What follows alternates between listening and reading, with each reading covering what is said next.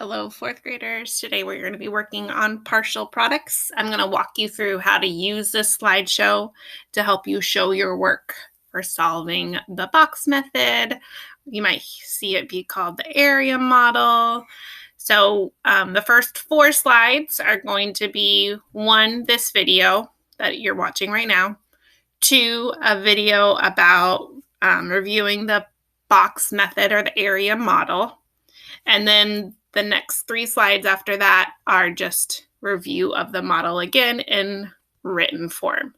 So there's 2 slides about the area model using a 2 by 2 digit multiplication problem and a 3 by 1 digit multiplication problem.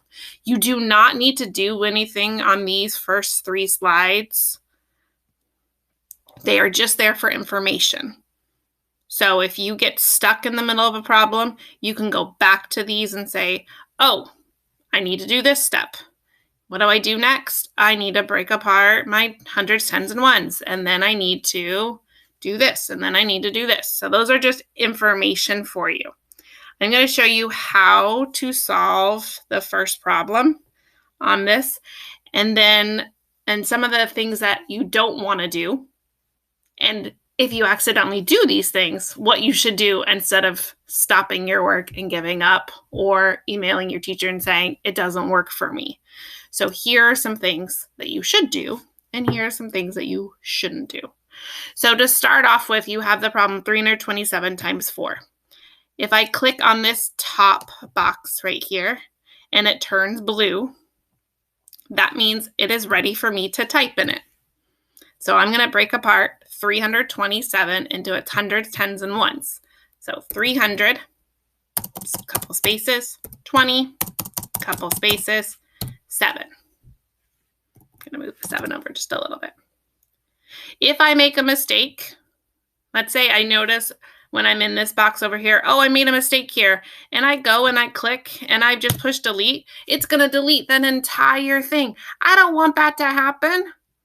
But if I accidentally do that, instead of getting mad and frustrated and giving up and saying, it's not going to work, I'm going to come over here to the back arrow, push that, and it's going to come back.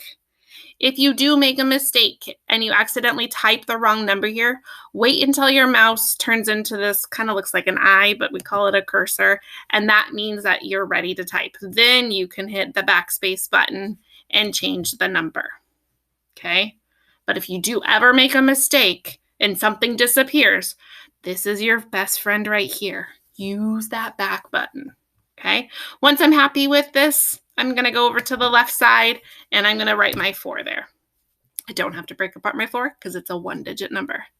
Then I'm going to go over to this pink box and I'm going to write my first equation. 300 is right above it, so I know I do 300. I'm solving a multiplication problem, so times, and then 4 is on the left. 300 times 4, well, I know 3 times 4 is 12. And then I'm going to add my 2 zeros to get 1,200. I can go back and add my comma. I'm just using my arrows on my keyboard to go between the number. Once I'm happy with that, I'm going to go over to the light purple box. I'm going to do 20, that's above it, times 4. I know that 2 times 4 is 8. And then I'm going to add my 0 using my power of 10 rule. And then the last box, 7 is above it, times 4. I know 7 times 4 is 28 because of my multiplication facts I've memorized.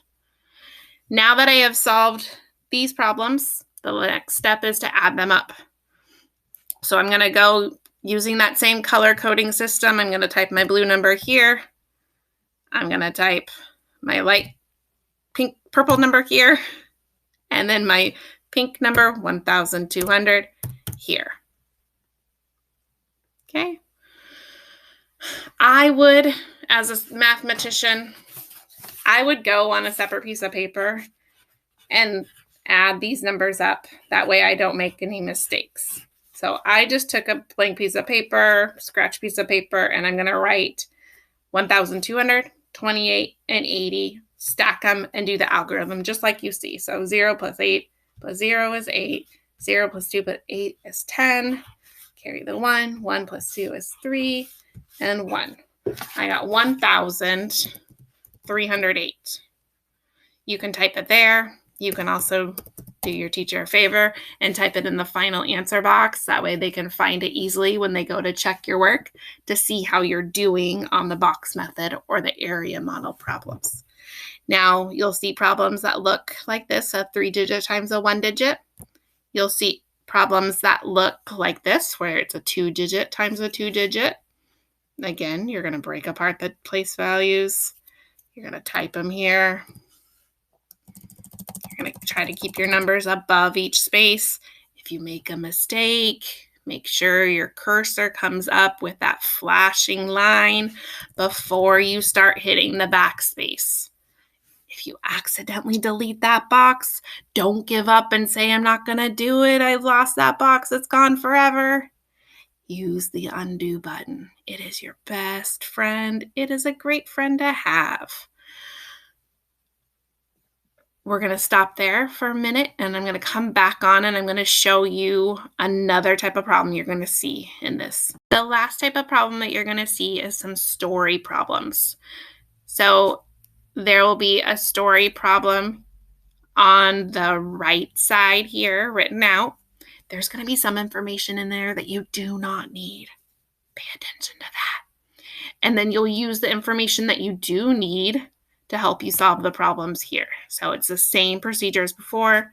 Click on it until it is blue, and then you can start typing, breaking apart your place values, just like you did in the other ones, finding your answers and writing your equations here. I'm not going to go through the problem too much because I don't want to give away the answer. And then using those problems to help you fill in the rest here and add them up. Okay, so 3 types of problems you will see. Story problems, 2 by 2-digit problems, and then also 3 by 1-digit problems. Do your best. Go back and either watch this video again if you get stuck or you make a mistake or you delete something accidentally and you're like, how did I get that back?